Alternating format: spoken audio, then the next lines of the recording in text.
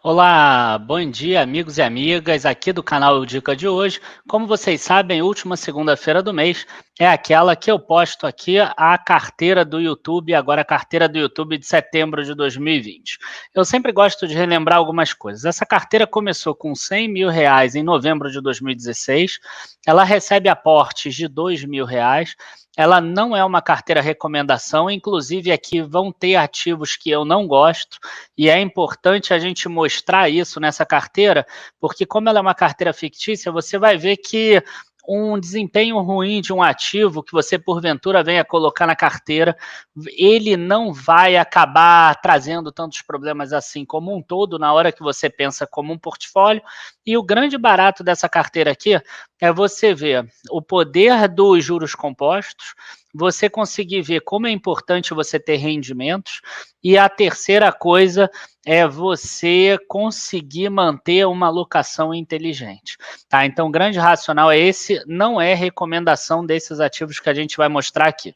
Bom, como as pessoas que já estão acostumadas a ver já sabem, né? A gente já está no 46º episódio, começou lá em novembro de 2016, eu costumo fazer um follow-up de algumas empresas que divulgaram algum fato relevante e depois a gente mostra a planilha com as alterações, o que a gente fez, o que a gente movimentou, tá? Então isso tudo depois da vinheta a gente já começa, curte o vídeo, se inscreve no canal e aciona ali o sininho, compartilha com os amigos que isso é muito importante pra gente, tá? A gente já começa.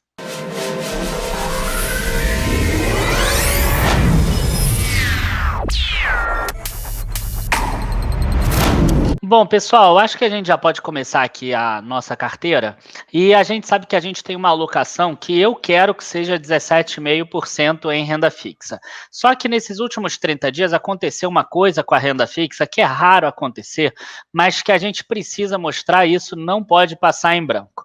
Eu vou colocar aqui, esse aqui é o gráfico dos últimos 30 dias do Tesouro Selic, aquele que vários editores falam que ele não varia para baixo, nem nada disso. Né, a gente vê aqui que ele chegou a variar para cima, R$ 10.682, e depois da reunião do Copom, a gente vê aqui uma queda para R$ 10.660. O que acontece é o seguinte, o governo ele não está conseguindo rolar os títulos nessa taxa de juro, que é um absurdo. A gente já fez alguns vídeos mostrando que essa taxa de juro é um absurdo, ela não condiz nem mesmo com o grau estimulativo do país. E aí o que aconteceu com o mercado? O mercado hoje, para o Tesouro Selic, ele não aceita mais receber só a Selic, ele está ganhando Selic mais 0,0965%. Então, se você comprar o Tesouro Selic hoje, você não está ganhando apenas Selic, você está ganhando Selic mais esse patamar de preço. Só que aquela pessoa que comprou lá atrás, e agora, se precisar vender, vai vender com esse deságio, né? Porque agora está pagando mais, ela acaba perdendo dinheiro. Inclusive, para o resgate, esse deságio já está maior, ó, é Selic mais 0,1065, tá? Então, esse é o grande racional por trás dessa queda do Tesouro Selic, que é algo que não é normal, mas aconteceu agora. Uma das ações que não caíram na nossa carteira, que a gente tem aqui, que não é recomendada, foi a Ser Educacional. Ser Educacional trouxe dois fatos relevantes e importantes. Um deles, que é o menos importante aqui, que é a compra dessa universidade em Juazeiro do Norte, tá? E que eu nem vou passar muito tempo aqui falando sobre isso, porque a compra mais importante é essa combinação de negócios com a Laureate. Essa combinação de negócios aqui vai fazer com que a Ser Educacional ela passe a ter mais de 267 mil estudantes, 11 instituições de ensino superior, 48 mil estudantes à distância e mais 800 vagas de medicina. Mas o que importa para a Ser Educacional não é isso, tá? O que importa é que essa é uma empresa que tem muita presença no Sul e no Sudeste.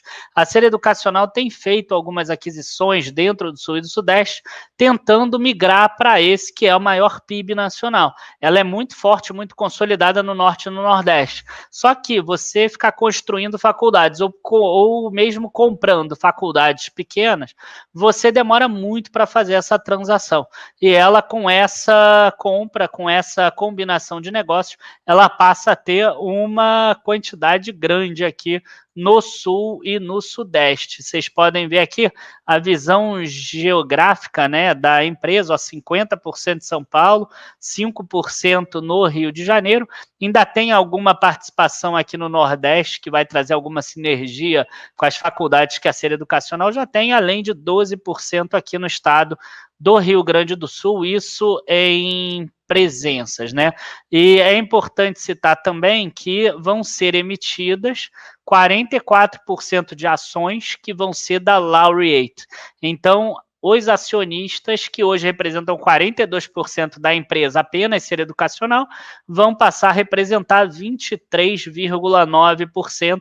Essas novas ações não são ações no Brasil, são ações ADS, tá? Que vão ser negociadas lá na Bolsa dos Estados Unidos. Enfim, é uma proposta interessante para a Ser Educacional, ela vai mudar de patamar, né? Ela começa a ficar mais encorpada, mas chega a ter um tamanho um pouco menor ainda do que a Edux e do que a Cogna, mas ela já começa a ficar mais encorpada também. Outra empresa que não caiu na carteira, apesar da queda, foi a própria Randon aqui, ela subiu um pouquinho, e a gente percebe como o mercado acompanha, né, os resultados da empresa. A empresa chegou a divulgar que ela teve um aumento de receita de 5% bruta, 10% na receita líquida, então a empresa não caiu, o preço da ação, mesmo com a bolsa caindo, ela não caiu, né? E outra ação também que não teve queda foi a Alupar, que isso aqui é quase que irrelevante para o resultado dela, mas ficou pronta mais uma das linhas de transmissão, na verdade uma parte de uma linha de transmissão, mas que vai adicionar 3,1 milhões por ano para a Alupar. Isso aqui é menos relevante, tá? E aí a gente pode passar para a nossa planilha para vocês darem uma olhada. Como eu gosto de ver aqui a planilha? Eu gosto de dar uma olhada primeiro aqui, ó, nos preços, que aí a gente vê o que caiu. Ó, Itaúsa caiu muito, por exemplo. A Ser Educacional, como eu falei, ela subiu. Ó, a Direcional caiu bastante. Ó, a Saraiva, por exemplo, é uma ação daquelas que eu sempre falo, né, que eu não teria em carteira ela já há muito tempo. Então, se você olhar de 24 de janeiro de 2020, ó, ela valia 1,93, hoje valia 0,71. Né? Eu provavelmente teria vendido numa carteira minha pessoal, mas se você olhar quanto ela representava em janeiro de 2020, 1.544 para 568 hoje, esse R$ 1.000 não representa muita coisa, tá? Você vê, a bolsa de fevereiro para cá teve uma grande queda, e a gente vê que a quantidade em ações permanece parecida, né? Essa participação aqui de Saraiva já foi R$ 3.200, ela já representou 3% das ações, e hoje ela está ruim, ela representa 0,25%, então não faz muita diferença. Então vou até pedir para escreverem aqui embaixo qual é o grande erro do investidor. O investidor iniciante, ele aumenta a exposição na empresa ruim, e isso é um erro. Tá? Esse é o grande erro. A empresa está ruim, tudo bem, você não quer vender ela, não vende, mas não aumenta a exposição nela. O novo dinheiro que você tiver não pode ir para ela, tem que ir para as outras que estão boas. Não tem dessa de fazer preço médio em empresa ruim. Você faz preço médio em empresa boa. Se a empresa boa cair de preço, melhor ainda, o melhor dos mundos. Tá? A segunda coisa que eu faço, e que eu sou muito metódico com relação a isso, é a gente pegar aqui, ó, o percentual, tá? E hoje eu quero ter um percentual que é muito parecido com o que eu tinha aqui, ó, em março, tá? Então, qual é esse percentual? Eu quero ter aqui 62,5% em ações, tá? No patamar de preços atuais. Eu quero ter aqui alguma coisa entre 20% e 22,5% em fundos imobiliários, e aqui embaixo, em renda fixa, eu quero ter alguma coisa aqui em torno de 15% a 17,5%. Tá? Vocês já devem ter percebido que o nosso aporte desse mês veio de novo para a renda fixa, porque mesmo com o aporte ela ainda está em 14,85, ela está abaixo, né? Ela estava muito mais abaixo, ela estava em 14,20, alguma coisa nesse sentido. Então, mesmo a Bolsa tendo caído de 101 mil para 96 mil, o nosso aporte ainda vai ser em renda fixa e não vai ser na Bolsa, mas mais uma queda da Bolsa, provavelmente mês que vem já vai vir aqui. Então, qual é o grande racional aqui? O grande racional é, voltando aqui agora na planilha de valor, em fevereiro, tinha 76 mil em renda fixa ou 77 mil em janeiro. Aconteceu aqui a pandemia. O que aconteceu com a minha renda fixa? Eu baixei ela para 40 mil. Aproveitei para aportar onde? Em ações. Né? Então, ações aqui que deveria ter uma queda maior, ó, foi para 143. Né? Porque boa parte eu aportei aí. E aí, ao longo agora dos próximos meses, a gente começa a aportar mais em renda fixa. Por quê? Porque a gente tem que recompor aquele saldo anterior. Se a Bolsa chegar lá em 120 mil, 118 mil pontos, igual ela estava aqui, pode ser que eu aceite uma exposição menor ainda em Bolsa. Né? Como é que a gente estava lá atrás? A gente estava com menos do que 60% em Bolsa. A gente estava com 59% nesses dois. A gente tinha crescido muito em dezembro, a gente vendeu parte das ações, e por acaso acabou que caiu, né? A gente pode ver aqui, ó, que a gente acabou vendendo aqui em janeiro, ó, 3 das ações, né? E isso foi muito importante. Essa passagem dessas vendas aqui para a renda fixa foi muito importante para a gente conseguir ter um março muito bom, né? Depois que a bolsa caiu. Então, esse é o grande racional. Bolsa começa a ficar cara, a gente aumenta percentual de renda fixa. Bolsa começa a ficar barata, a gente aumenta percentual em bolsa e assim por diante. Não importa tanto os nomes que estão aqui. Tá? É claro que você não pode ter só tranqueira, né? Mas se você tiver uma ou duas ou três tranqueiras, não vai mudar nada. É isso que a gente quer dizer. Esse mês foi bem interessante também com relação a dividendos. Na verdade, nem mesmo esse mês, tá? Mas o que já foi provisionado para o próximo. Para esse mês, a gente teve aqui a Itaúsa pagando o dividendo, na verdade foi 26 de agosto, mas o nosso vídeo anterior foi antes de 26 de agosto. A Randon, 26 de agosto também, Banco do Brasil, 31 de agosto. Além disso, a gente teve os 4 fundos imobiliários pagando dividendos também. Quando eu falo dividendos, pode ser juros sobre capital próprio também, são proventos de forma geral. Só que nesse mês agora, a gente teve a Vale e o Banco do Brasil divulgando proventos, né? A Vale, incrível aqui, valores de R$ 1.806 para a gente receber no próximo mês. Além disso, ainda tem o trimestral normal de Itaúsa, desde 2008 ela paga esse trimestral, né, que já foi 1,2 centavos, 1,5, agora é 2 centavos por ação. Então, quando a gente vem aqui para os rendimentos pagos, a gente vê setembro, R$ 691, sendo R$ 350 em fundos imobiliários e o restante em ações. Nenhum rendimento de juros aqui sobre renda fixa, mas é interessante a gente perceber que para o próximo mês a gente tem quase R$ 2.000 já provisionado, né? A gente tem 1.841 aqui, mais 74 da Itaúsa. Então, uma coisa que eu gosto muito de mostrar é esse gráfico daqui dos rendimentos. Né? No ano passado, a gente teve vários meses acima de R$ 1.000. A gente teve 1, 2, 3, 4 meses acima de 1.000. Esse ano eu queria 6 meses acima de 1.000.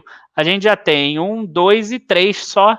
No período da pandemia, as empresas pagaram menos dividendos aqui.